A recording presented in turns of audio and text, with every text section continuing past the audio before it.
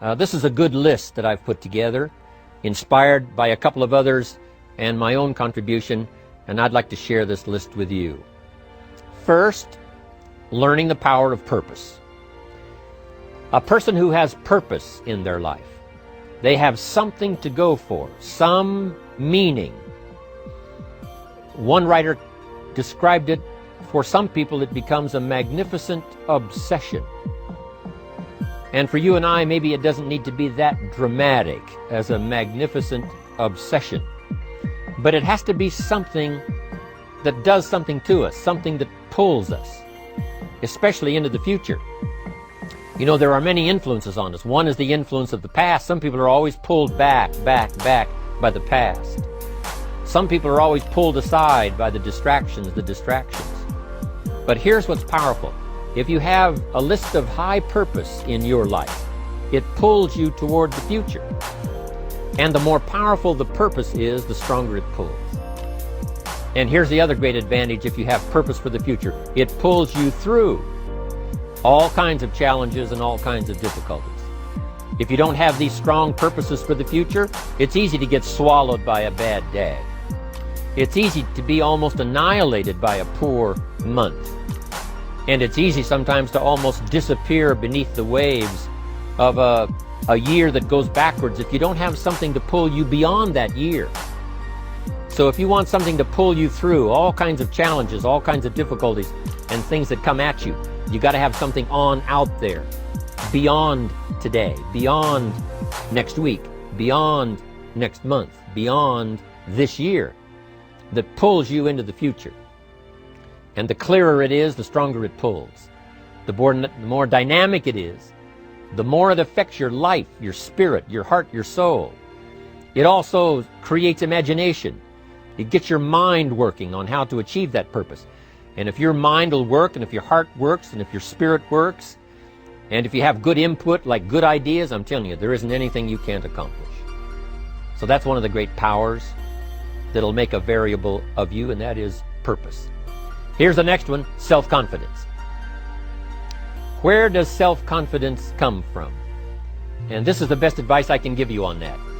Not neglecting, first of all, the small daily disciplines. Self-confidence really comes from feeling good about yourself. And one of the best ways to feel good about yourself is at the end of the day to know that you poured it on. You did your best. If you conducted a meeting, you did the best you could. If you made a phone call, it was the best phone call you could possibly make. If you wrote a letter, it wasn't a casual letter, it was your best letter. At the end of those kind of days, when you feel good about yourself, self-confidence starts to rise. You know that if you can have this kind of a good day, you can have another one the next day, and those days become the weeks become the months, and the month becomes a powerful year. Self-confidence comes from the lack of neglect. If you will not neglect to do the small daily disciplines, that's where self-confidence comes from. Part of good health is self-confidence. I know I'm going to be healthy. I take the Herbalife products. I eat the apple a day. I walk around the block. I do the jogging on the beach. At the end of the day, when you've really poured it on and you've done all the stuff, self-confidence grows. That self-confidence affects your health. It affects your future. It affects your psyche. So this is true. One of the great powers is self-confidence. Self-confidence means willingness to do whatever it takes to achieve. Some people say, well, I'll do it for a little while and see what happens. You know, I'll try a couple of things. If that doesn't work, I'm out of here. And all of us know that that kind of person doesn't have much of a future. But if you're willing to do whatever it takes. If I have to learn a couple of things, I will learn those things. If I got to learn 5 or 6 things, I'll learn all 6. If I have to take an extra class, I'll take an extra class. If I've got to read the books, I'll read the books. If I have to consult with people who know more than I know, I will do the necessary consulting. Whatever it takes, I will do. That starts to develop unbelievable self-confidence. Self-confidence also comes from the ability to rise above your circumstances. To rise above what happens, the petty little things, the discouraging things that would sink everyone else's ship except yours, that would cause someone else to quit early in the day, but you keep going. that kind of willingness to overcome all circumstances, whether it's the little challenges or the big challenges. If you're willing to do that, I promise you, this kind of power will work for you, and in you, the variable, it'll make a difference. The third on the list I had was enthusiasm. And here's what I wrote about enthusiasm. Enthusiasm that's powerful is mostly enthusiasm that is enthusiasm inside, 90%, 10% outside. We all know what the enthusiasm is like when somebody lets us see their enthusiasm, which is like the 90%, and only 10% of it is inside. But the enthusiasm that really affects people is not just being loud, but the enthusiasm that runs deep, the enthusiasm that comes from deep inside, created by self-confidence, created by purpose, created by genuine willingness to help other people. That kind of enthusiasm, knowing that you're going to get the job done, knowing you're going to affect people, knowing you're going to have testimonials flowing in from all kinds of directions. That kind of enthusiasm. A lot of it is quiet. A lot of it is unheard. And the 10% that's heard, it rings a bell.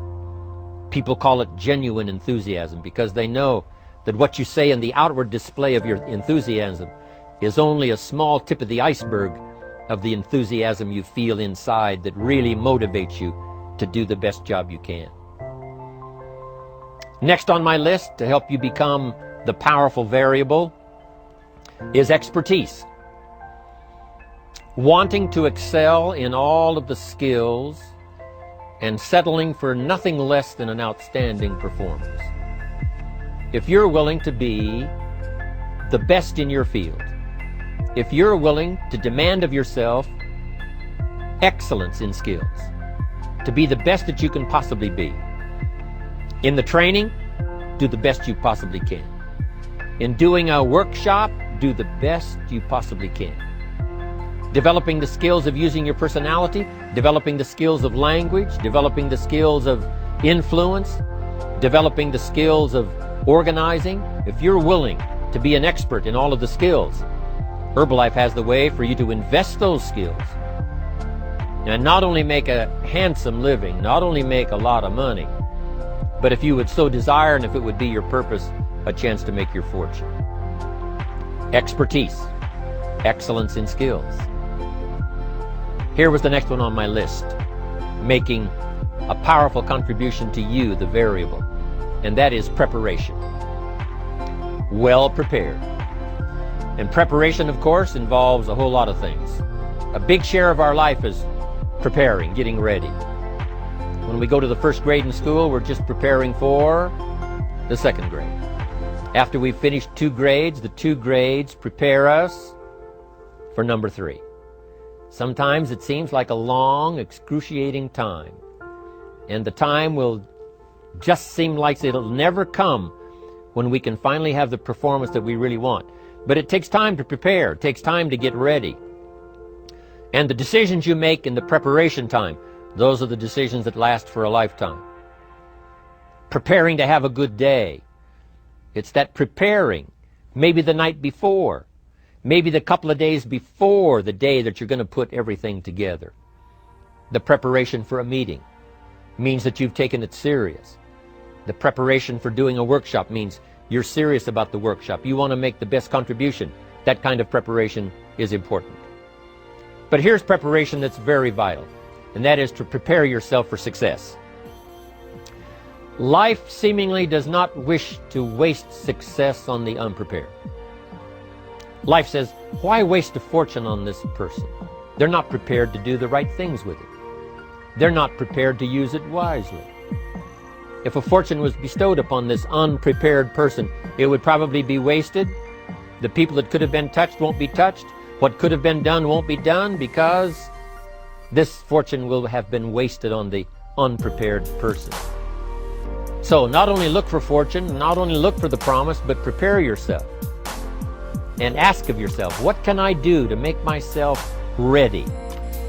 Because remember, life was designed not to give us what we want, not to give us what we need, but life was designed to give us what we deserve. Every value in life must be paid for, and those that pay are the ones that get it. It says those that give receive. Someone says, I wish to receive, I wish to receive. You don't have to concentrate on receiving. Just become a good giver. It says those that search will find. Someone says, well, I need to find some good ideas to help change my life for the future. Then to find good ideas, that doesn't come because you need them. It comes because you search for them. If you want good ideas, you got to go after them. You got to go to the class, you got to go to the workshop, you got to go to the training, go to the book, right? You got to go to the journal, right? Go where good ideas are being taught. Go searching, go looking, because good ideas are not going to be wasted on those that are not seeking, searching, well prepared. So, prepare yourself to be ready for fortune when it comes, to be ready for challenge when it comes, to be ready for opportunity when it comes. Opportunity comes along and passes by the person that is not well prepared. I want to prepare myself this year for next year. Yes, I wish to be effective this year, but I'm also thinking of ways, how could I be better? How could my ideas be more powerful? How could they be sharper, more clear? How could I reach some people next year that I perhaps can't reach this year? I haven't reached deep enough into my own soul to affect some people. Some people just pass by and say, hey, what a good speech. But how could I make it stronger than that, deeper than that, more powerful than that? I cannot be as powerful as I could be next year. You know, you can't go to the 10th grade in the 5th grade. You just got to go through the grades. But the more you are prepared, when the 10th grade finally comes, now you can cash in and get 2 times, 3 times, 5 times more value from it by being prepared. I want to do my best this year for Herbalife, but I also want to get ready for next year, 1999. And then when the year 2000 comes, at the turn of the century, I want to be well equipped by language, by instinct, by temperament, by personality, by influence, to really be valuable the year 2000, 2001, 2, 3, 4, 5. That's my goal. I'm sure it's your goal. Now here's the next one. There's great power in self-reliance. Self-reliance means you simply look mostly to yourself. It would be nice if someone just gave you this, gave you this, gave you this. It would be nice if everyone did their job exactly as they're supposed to do it. But here's what you've got to do. Primarily rely on yourself. Primarily say, I'm the person responsible. And I will learn the necessary skills so that I can help people learn their skills. If I need lots of people to do certain things to build my organization, that is what I must have.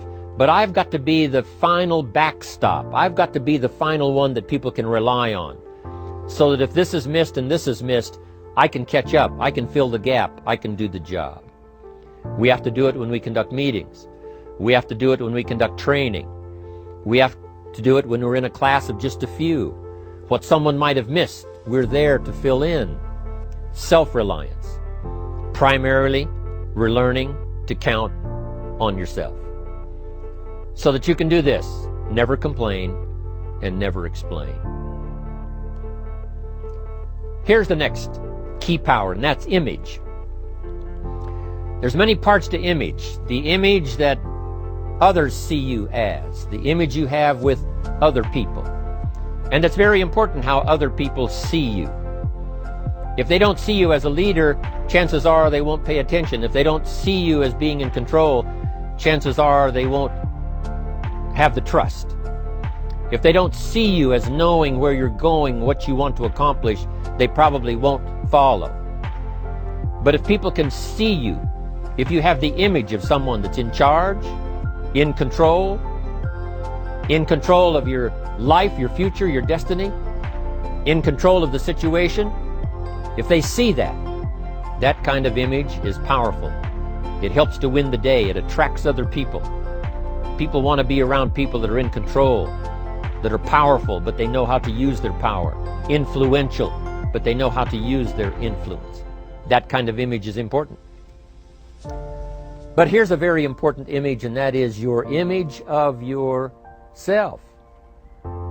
The way you dress, the way you talk, the way you think, your capacity for learning, all of that is an important image that you have of yourself.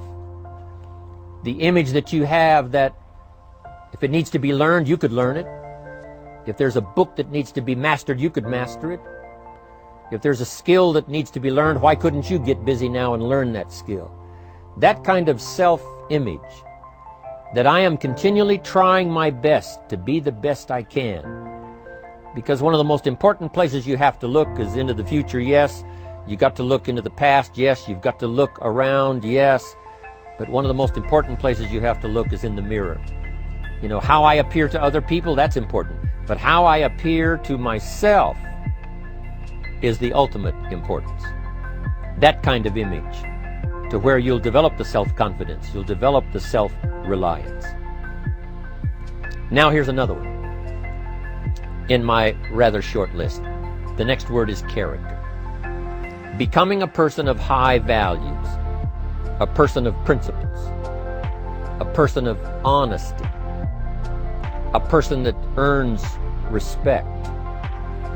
That kind of character. It took character when Mark started to put the marketing system together. How can we have a system that will build in the integrity, that people will know that if this happens, then this will happen, and if this goes wrong, here's the way to fix it? Unless you have the principles and the character and the integrity to put together a viable plan for a wide variety of people, then the system is not going to last very long. And I've been around long enough, and I'm sure you have been around long enough to see a lot of systems that got started, but they failed. And the reason is because they were not constructed with integrity. They were not constructed with character. They were not constructed with doing the right thing. They might have been constructed to take advantage. You know, cash it out as quickly as possible and leave. Mark was involved when others took advantage of him all those years ago before Herbalife. When someone took advantage and didn't have the character, didn't have the principles, and didn't have the character to stay, the character to see it through, the character to do the right thing. So this is important, to develop the character within yourself, that people see you as honest, as fair, willing to do the right thing, willing to be helpful, but always willing to walk the center line, not to pass the line. When we come to an opportunity like Herbalife, especially multi-level network marketing, it is so dynamic, it is so powerful, and it is so possible in fortune making that sometimes people want to speed up the process by cutting the corners, by neglecting to do the right things, you know, to cheat a little here, you know, cross the line just a little bit, because then, you know, it'll grow faster and you can cash in quicker. Not necessary here. Doing Herbalife right will build your fortune longer and stronger than trying to cut the corners and not doing it right. If we'll have the integrity that Mark had when he started it, and keep perpetuating that we will do the right thing by the marketing system, the right thing by a distributor who has a customer and they take care of that customer belongs to that distributor. That kind of integrity in the marketing system, the kind of integrity we have among each other, the kind of character we have to rely on each other, because here's what we cannot do. We cannot do this by ourselves. Mark's got to count on me. I've got to count on Mark. We've got to count on the president's team. The president's team has to count on the chairman's club for advice and counsel. We have to count on the millionaire team, the tabulator team, the world team. We've got to count on the distributor. We've got to count on the distributor giving the right message to the potential customer. We've got to count on the distributor giving wise counsel to the new recruit, teaching them the right way, the Herbalife way, the principled way, the character way. Vitally important. Building and developing your own character. Now here's another one. It's called self-discipline. Self-discipline, all of us have a challenge with that. Because sometimes it's easy, and especially if you're working hard, doing the best you can, it's easy sometimes to let up and let it go. But remember, So many people, especially now that we're as big as we are around the world, are counting on what we do. At home office, they have to be careful. They have to be disciplined. It's easy for the person who ships the product from Herbalife says, oh, well, I'll wait until tomorrow to ship it. And then they go home and sleep like a baby. But the distributor who's waiting for that product doesn't sleep that night, or doesn't sleep when the product doesn't show on time. But if everybody will have the discipline to say, I will do the best job I can. I will make mistakes, of course, because we're all human, but I'll try to remedy those mistakes and do the best job I can. That kind of self-discipline that understands how important your part is in all of the functions that work. Coming to work on the set here, HBN, there's so many people that play a part. And each one of the parts that are played is necessary to put on the broadcast, make it viable, make it real, make it powerful. Any couple of them missing, and it would be a disaster. But all of it put together, and it works like a charm. Each person developing the self-discipline to do their part, do their job. Here's one more, and that is the power of extraordinary performance and demanding of yourself excellent results. This is so important. If you want to live extraordinary, you must do extraordinary. If you want an extraordinary income, you must do extraordinary things. If you want an extraordinary fortune, you must go with the demands of what it takes to have that fortune. Mark has made such a fortune, it's almost beyond comprehension what the numbers really are. But guess what he has the satisfaction of knowing? He earned it all. If he'd have been lax in the performance, Herbalife would not be here these 18 years later. Herbalife would have been a footnote in multi-level history. But because he performed year after year, the 3rd year and the 5th year, and the 7th year and the 10th year, and the 12th year and the 15th year, and now performing well in the 18th year, I'm telling you, that's what makes it such a viable fortune for Mark personally, of course, because he did the job. If we would ask of ourselves that kind of performance, and you've got to ask it of yourself. You know, I can't ask it of you. I would try to inspire you. I would try my best to share with you what it might taste like, what it's like to finally make your fortune. It happened for me. But here's what you must do. You must demand it of yourself. Society does not demand that you not have a heart attack. But if you want to escape having a heart attack, you must demand it of yourself. Society doesn't demand that you take Herbalife and improve your health. You have to demand it of yourself. Society doesn't demand that you jog around the block every morning. But if you want good health, you must demand it of yourself. Society doesn't demand that you read a couple of books a week and improve your intelligence and your knowledge. That you must demand of yourself. Society does not demand that you build a financial wall around your family nothing can get through. That's not a demand of society. But you must demand it, if you wish it, you must demand it of yourself. Society doesn't demand that you learn a list of 10 skills in order to ensure your own future and the future of your family. Society doesn't demand it, doesn't require it. It is not a law. But if you want the benefit, you must demand it of yourself.